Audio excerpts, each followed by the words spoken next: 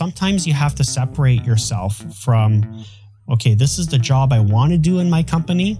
This is the job I don't want to do in my company. Yeah. And so as you scale up and get to that point where you can start restructuring your business accordingly, you can actually fill those gaps differently. Like we've seen a lot of founders just step aside and be the functional head for the area of passion that they're in. Yeah. And have somebody actually run the day-to-day operations of the business. What's going on, everybody? It's George here from NVISION, and today I have another very special guest here with me, Joe Graci. I've been admiring a lot of Joe's work for a long time and his messaging around founder dependence. And I really wanted to have this conversation around that as a business owner and somebody who works with a lot of business owners. So first and foremost, thank you for being here. It's a pleasure to have you in the studio with us. Thanks for having me, George. I really appreciate it. Yeah. It's my pleasure. And I'm excited to talk to you about a lot of different things. Before I get into it, though, I'd love for you to just tell our audience a little bit about yourself and how you got into the world you're in. Yeah, it was an evolutionary process. You know, I'm a business builder. I love building businesses. I scaled up a cybersecurity software distribution company and went through the exit process. 7 years into that journey, scaled up, exited, stayed for a few more years. Exited again to a strategic buyer. So I've been on the selling end of a business a few times, and then I got into investing in startups and doing some advisory work, helping business owners basically go through the process that I've been through and unlock some of those bottlenecks, dependencies that often get business owners stuck on growth. So I started doing the advisory work, and it's been great ever since. Amazing. So I want to dive right into this with you, yeah. Because one of the things that sparked my curiosity with, reviewing your content, the stuff you put out, you help a lot of business owners break free from what you call founder dependence, right? So it sounds to me like because you'd gone through it and you have that experience, what drives your passion to help these founders and with the sorts of things you do from founder dependence? I think the founder dependence issue, first and foremost, you're feeling that sense of burnout and stretch when you're running your business. And I felt that as I was growing and scaling up my business, and it inhibits growth, because you cannot grow beyond the capacity of your available headspace. Right. That's the reality. So the founder dependence issue is real. It hits home for me. And so I started to put in place all of the, what I call now best practices, but the building blocks for making myself less dependent. Yeah. And building the right structure and operating model so that you feel like you still have that 25% available headspace to focus on working on the business, to think clearly, to think strategically, and that is an investment in your business. And so that's how it all started. So I started putting those pieces in place, and it was working. It worked really well. And so it wasn't like that from the very start. Yeah. But once I got past those pieces, and there's a lot of navigation that you have to work around to get to that point. It's always a work in progress, but it's definitely, been a worthwhile investment. It's interesting when you're working with founders you're trying to get them to work on the business and how much they work in the business. And we hear that term quite a bit, right? Yeah. Working in versus on. And you're almost trying to separate them from the thing that they oftentimes, I know in my personal case where I love things that I used to love to do, you're like, you got to unteach yourself certain things. So if you do want to scale, right? So you got to separate yourself from the day-to-day perhaps things, right? Am I wrong in thinking that way? Yeah, that's one part of it. Yeah. The way to do that gets a little complicated. Sure. Because you have to look at the skills and capabilities of you and your team, and how does that all match up? What systems and processes you need to put in place to make that happen. And there's a number of traps that happen in that process. Okay. So you get to a point where you feel like, okay, I'm actually working on the business. I've got some strategies. I'm going to, we're going to put in place, and suddenly you find yourself implementing those strategies, and suddenly you're roped back into the business again, right? Yep. So how do you make that working on the business a repeatable process for you, so you don't get pulled in at those times where you're so that's there's a lot of tricks to it, right? It gets very tricky, and sometimes you need someone to pull you out a little bit from the weeds, so to speak. Yeah. So having said that, and having a good appreciation that, you've scaled businesses, you've course corrected businesses, which, this is all part of. What was the most pivotal point in your journey so far? Like, what did you see that was like, this model can be repeatable and I can teach others to do what I did many times, right? Yeah. I found that companies that are between 25 and 100 employees actually have the potential for good structure and operating processes to put all of this into place. If you're going from 0 to 1 or 0 to 5, very difficult to do that. Those are, when you're in startup mode, you are a founder dependent business. You have to be. You're wearing multiple hats. You have to. Yeah. There's no way to get around that. But when you're trying to get to that next layer of growth, some of the things that you need to, pay attention to and look at is revisiting your whole operating structure. Mm-hmm. And so that includes, your sales and marketing, your legal, your business operations, your risk management, HR and performance management. So all of those things, have to be looked at. So I pretty much do a deep dive, and that's what I did do myself for the business. I did a deep dive into each of those areas to unlock those bottlenecks and to create greater capacity for the business. And that's what allowed us to grow. Got it. Talk to me a little bit about, I've heard you say this a few times, and it's your Switzerland structure. Mm-hmm. What's the idea behind that? I want to educate the audience that it maybe hasn't heard it or is hearing it for the first time. Explain the principle behind the Switzerland structure. Yeah, the Switzerland structure is basically an operating structure that ensures that the business is not dependent on the founder. So when you're looking at the Switzerland structure in your own business, it's not just the founder that is, the point of dependence. It's also inside of the teams, inside of your functional areas. So a perfect example is finance and accounting. So a lot of small businesses in-source bookkeeping and, financial accounting and reporting. And it's usually a one-person operation. That's a point of dependence. Right. That person leaves, goes on vacation. Who's the backup? The business owner. Right. So that kind of structure, there's some strategies to employ to make sure to mitigate that. But that is an example of the Switzerland structure, is also those dependencies that you're building inside your business. Got it. So which of the three risks, like employees, customers, suppliers, like when you look at the Switzerland structure, you're looking at everything, I'm assuming. Yeah, you're looking at customer concentration, right. Vendor supplier concentration, employee dependencies, 100%. Those all factor into it. And it's like a risk mitigation mindset, right? Absolutely. Yeah. It's not only risk, it's also marketability. Right. Because eventually when you want to exit your business or perhaps attract investment, maybe you want to raise a round of funding to scale up your business, investors and buyers are going to look for that. That's one of the first things they look at for founder-led businesses. And it's a real test because you have to pass those tests. Otherwise you won't get to the next level in the process. In the discussion, right? Yeah. So when you talk about founder dependence, and you've said you've used the lifestyle trap, how can owners, regardless of where they are in small, medium, large business, how can they tell if they're stuck in this lifestyle trap? What are some of the signals? Yeah, some of the signals are if you're just not enjoying most of your day. Yeah. Okay. Right? Yeah.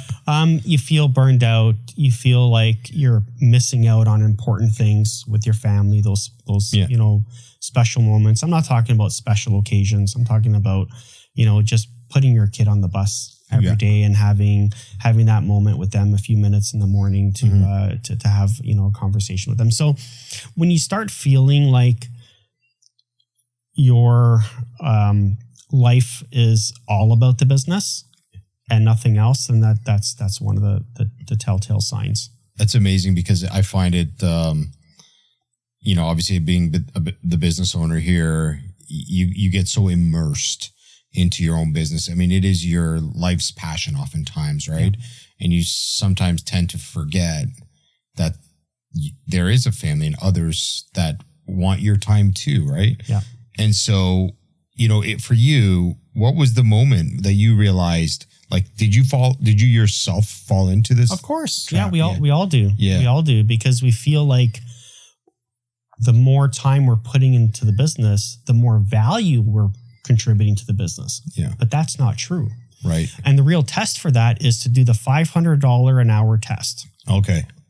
And the $500 an hour test is what I'm doing right now, what I'm doing today. Would I pay somebody $500 an hour to do what I'm doing? Mm-hmm. And if the answer is no, then you shouldn't be doing it. You should find a different way to get that task or that project done. Right. Yeah, that makes a lot of sense. And I think the other angle sometimes where you get into the lifestyle trap, oftentimes, like, I know what I love to do here. I know what I love. And when I'm getting sucked back into the business to do the things that I don't love to do, this is what causes me to get frustrated, because the things I want to do, I don't have the time or the luxury to do, right? Right. It's no different than, now you're in the marketing business, so you're in the creative business, obviously. Yep. For technology founders, they love building products and being on the technical or engineering side of things. And so for them, it's also, hard to run a business, but also be that technical creator. Mm-hmm. And so sometimes you have to separate yourself from, okay, this is the job I want to do in my company. This is the job I don't want to do in my company. Yeah. And so as you scale up and get to that point where you can start restructuring your business accordingly, you can actually fill those gaps differently. Like, we've seen a lot of founders just step aside and be the functional head for the area of passion that they're in. Yeah. And have somebody actually run the day-to-day operations of the business. Yeah.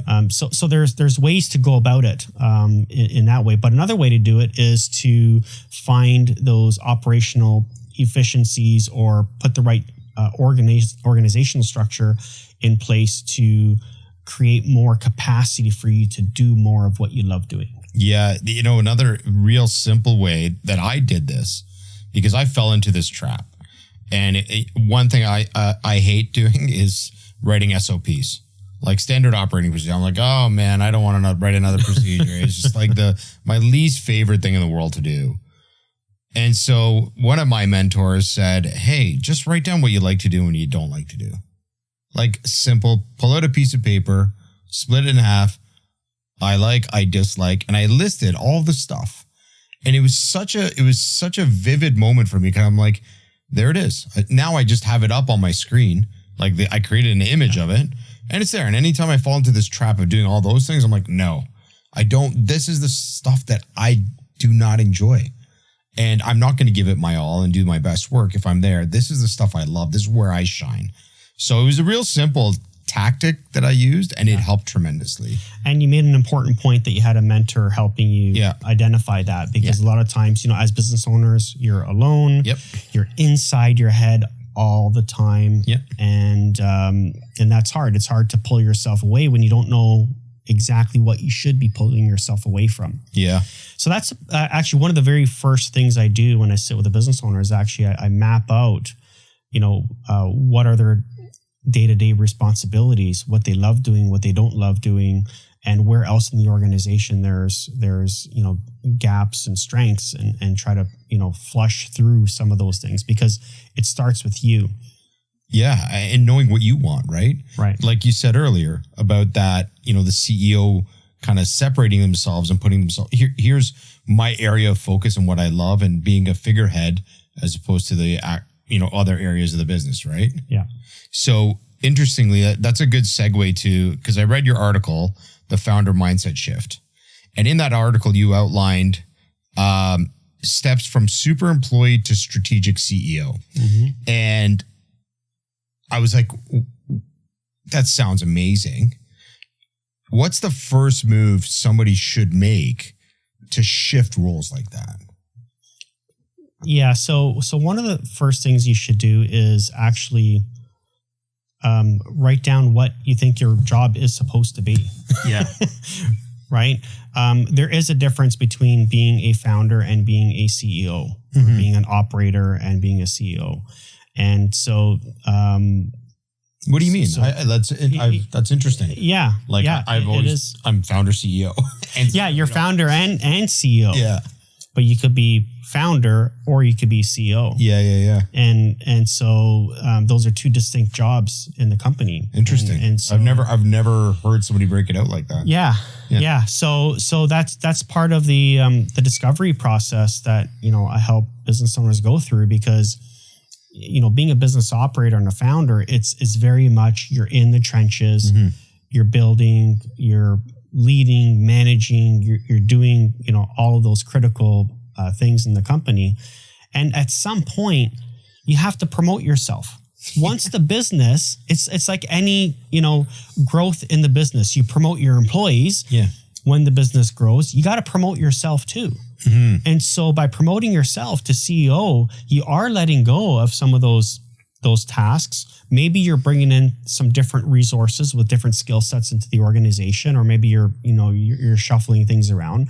But as CEO, your job is setting the vision, mission, the direction of the company, building the culture, and most importantly, focusing in on the areas that you think will drive the business forward. And obviously in your business, it's creative and that's your passion. So yes, you want to be able to double down on that. But as the CEO, you're the governor of the business as well.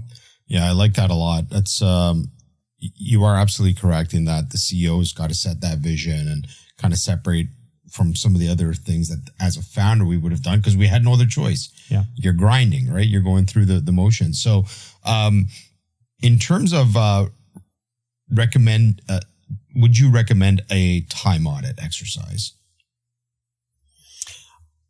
I'm a little divided on the time audits. I think the tools are there now to do it efficiently. Before you used to have to, look at your calendar and manually, calculate. Now there's, tools that you could plug into your calendar, your email, and it'll give you some pretty good data and insights on how you're spending your time. So that's fine. But I like to look at it from, day-to-day tasks, responsibilities, and what is the role of the CEO, and work back from there. Okay. And so rather than look at analyzing what you're doing today and saying, okay, well, I'm spending 20% of my time on, I don't know, X activity and I shouldn't be. Sure, you can start there. But fundamentally, what is your role and your job in the company? Like, that's what we want to get to. So it's so tough though. Like, I find that to be the it's biggest. Tough to do it on yourself. Yeah. It's a lot easier for us to do it for others in our organization. Sure. Because we have a more clear sense of what their jobs are, what the KPIs are, what the responsibilities are, what the deliverables should be. Yeah. But for ourselves, we get pretty blind by that. And so part of the issue is we don't have a system of accountability as a business owner. Right. Who are you accountable to? Yeah, really myself. And well, the people here are really, I hold a high regard that I have a lot of responsibility in this agency for the people. Yeah. But who's telling you, George? Yeah. You shouldn't be working on that. Right. Yeah, nobody. Right. So that's, part of the process and just having that mentorship and that, person riding shotgun with you, helping you identify some of those blind spots. For sure. No different than a golf swing. Yeah. As John Wilson would often say. You need somebody to check your backswing. Yeah. Absolutely. When it comes to preparing, to scale, where should founders be focused on? Like, what's the first thing? Should it be culture? Should it be systems? Their leadership team? Like, where do you focus? Do you start your focus when you're looking to scale? Yeah, what I'd like to do is I do the sports team analogy, and when you're building out a sports team, oftentimes you build out from the goalie and out, right? So the goalie in the world of business is your financial structure. Okay, your financial operating procedures, your processes, your cash flow. That is the lifeblood of the business. So that has to be working really well. Your defense is your business operations. Okay, and just making sure that you're tuned in, you have the right tools to be able to scale your business, that you're not adding headcount before the revenue comes in. That's a key piece to it. And then the third level is, sales and marketing, and looking at, what are the strategies you need to employ to really scale the business up. So scaling is not just about sales and marketing. There's a lot you need to do in the back end to be able to do it efficiently. Because if you start the other way around, you could bring in the sales, but you will fall on delivery and quality and meeting customer expectations, as well as potentially losing precious margin dollars or cash flow in the wrong areas. So you want to make sure you're sort of building from the goalie outwards. I like that. So I do agree with you wholeheartedly. I say it to all of our clients. We can open the floodgates up if we're going to do proper sales and marketing initiatives, but can you service them? Right. Because if serviceability becomes an issue, all that does is tarnish your reputation, and you're working hard to acquire those new opportunities. The last thing you want to do is say, sorry, we couldn't deliver, right? Right. And so do you find when you go and do assessments or in your past experience with the companies you've started, did you always have this framework where you started with like the financial side and the procedure side and then scaled it where marketing and sales kind of were the last thing? Or did you learn that through trial and error? It was a little trial and error. So when I scaled up Interwork Technologies, a cybersecurity software distribution company, I did work from the finance and business operations area first, because we were not making any money. Okay, so at 40 million in revenue, you should be making money. Yeah. So you would hope. Yeah. So that was the first piece, and then we got into the the area around, okay, where are the high growth areas of the business? Where do we need to place our bets and put our chips and test before we scale up? So one of the projects that I worked on recently was they scaled before they got the revenue. And so they built out all this infrastructure, got into long-term contracts that they couldn't get out of after, or at least it was not easy to get out of. So scaling down after a failed scale up, it can be very costly and can put you out of business. So it's really important to just make sure that the back end is working well enough. Doesn't have to be perfect, well enough to support the strategies that you're going to employ on the front end. Okay. So assuming that all things are great and you are ready for your exit as a CEO, you had mentioned at the Business Transition Forum in Toronto that planning's got to start 2 to 3 years ahead. Why do you feel that timeline is so critical? Because it takes that amount of time to actually implement some of the things that'll make you more marketable. Gotcha. So if you have a customer concentration issue, that is not a marketable feature of a company. You could be making good money, you could be making good revenue, but if 60% of your revenue is with one client, or through one supplier, that's a problem. So you have to address that. It takes time to do that. You want to make sure that your dependencies are fleshed out, especially founder dependence. And so that could take a year or two just to work through the system.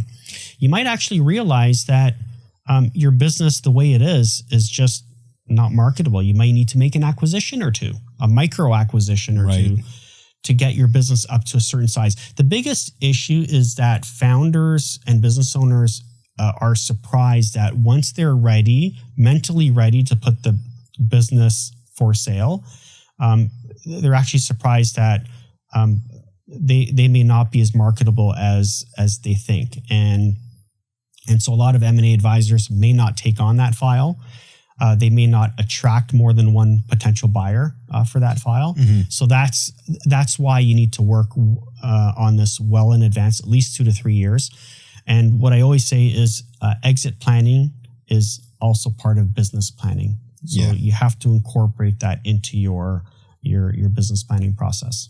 And I think there's another caveat here where, because we've done an acquisition in 2017, and we also have been pursued. We've also gone down the path through due diligence with 4 others. And you often warn of this, and it's interesting because it resonated with me. You say offer price doesn't equal deal value, right? And we have a perception of what we think this thing is worth. Yeah. Right. And so can you unpack that for me in terms of like what does that mean beyond the face value of what it? Yeah. So some business owners may be comforted to know that their business is worth $10 million. Yeah. Okay. That's the top end price. But they may be disappointed to hear that 40% of that is going to be in what we call like earnouts, where you have to stay on with the company for 3 or 4 years and earn 40% of that $10 million. Okay. So deal terms and structure and fit with the buyer are critically important. So it's not just that top line price is more of an ego price, but the deal terms and conditions and, the devil's always in the details. Of course. So the structure of that may be different. You can have a $7 million offer that is 90% cash on close, and you can walk away the next day. Yeah. For some business owners, that might be the better deal. Right. So there is a lot to unpack, and I always encourage business owners to get a valuation done of their business from a formal evaluator who's impartial and objective about their business, because it does expose where the value traps are and where you could unlock more value and realize that, oh, wait a second, if I wait a couple more years and work on this one part of the business, it could be worth 30% more. Yeah. Yeah, that's really valuable and powerful advice, because we did that a couple of years ago, and it was eye-opening. We'd never done it. It was just like, hey, I'm a curious guy. I want to know what this process looks like. And so we went through it. And the interesting thing is when you get the response back from the very objective third party, the thing that I took away from it was like, here are things you could do to improve, and they're not hard. Right. You just have to look at these are the factors you got to really focus on. And that helped me make like some really good business decisions here too, based on the fact that we had that done, the valuation part. So we've got a couple more minutes here, and I want to leave the audience with a nugget. And from you, in terms of leaders preparing for this shift, to exit, what is like, what would you suggest or give? What recommendation would you offer them? Where do they start? Yeah. So great question. If you've never sold a business before, the first place you should start is getting educated. Start going to conferences like Business Transitions Forum, talk to M&A advisors, start building out your network in those areas that of influence of people that are going to help you. And most importantly, have an M&A advisor to work with so that they could point out a lot of the things that, and guide you through the process, because you're just going into a lot of blind spots and they can help you navigate. And that's why I always say, start 2 to 3 years in advance, because you want to build those relationships. You want to start working with somebody, maybe it's a coach and advisor, and then an M&A advisor, just to get more educated and aware of some of the things to look out for your business, and put those pieces in place. Because business owners are often blindsided during a process, and they always come out of it saying, "If I only knew what I know today before the process started, it would have been a lot different." So the important thing is to socialize, talk to business owners who have exited their businesses before, and they may have a few tips as well. But definitely make sure your circle of influence is different. Cool. And I know I said that was the last question, but I want to just build on that because I think, like, I want to ask you how much of, I mean, obviously talking to M&A advisors and everything, and they may come up with this by default through virtue of what they do. How much of it is, what do you want in life? You know, like at the end of the day, as a founder, owner, somebody who's ready to exit, you know, you kind of have to understand that there's things in life that you're probably trying to achieve too in your personal life. I mean, like yeah, absolutely. Absolutely. A lot of that factors in. And one of the biggest shocks actually is business owners realizing that the value of their business isn't going to be enough to fund what they had in their minds in terms of their aspirations for retirement and what that looks like. So that's why doing this well in advance is so important. But definitely you want to have a post-exit plan or an idea around what you want to do, because the first year after an exit is easy. You're going to be busy transitioning. There's going to be lots of things to do around the house. You're going to be taking some vacations. It's year 2 where business owners look back and they say, I think I sold too early. I'm bored. I don't know what to do. I don't have a hobby or something that is filling my bucket for me. And so they start to go through a whole process of regret. 70% of business owners regret selling their businesses.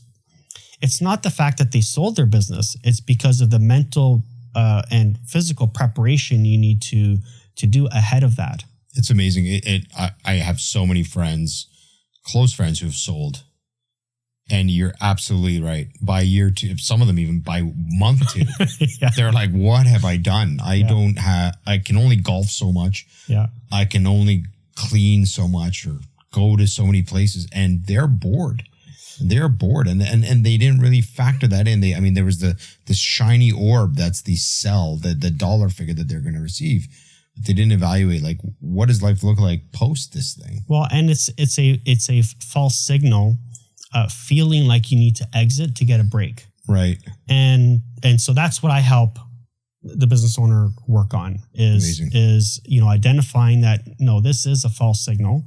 What you need is a better structure in your business. You need to free up your headspace. You need to free up your time to be able to do some of the things that you want to do while still feeling fulfilled at work during the day. Yeah.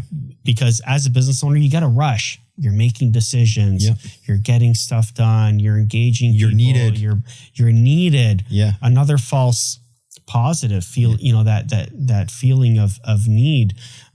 Building. The culture. I mean, those are important. Business lifestyle choices we make as business owners. We love doing that. Yeah. But there's some false positives inside of that. Yeah, absolutely. I love that. All right. You love EDM and wine. I read this. And it was like, amazing. An unlikely combination, but yes. Unlikely combination. Maybe a bit of a surprise. We're like, okay, Joe.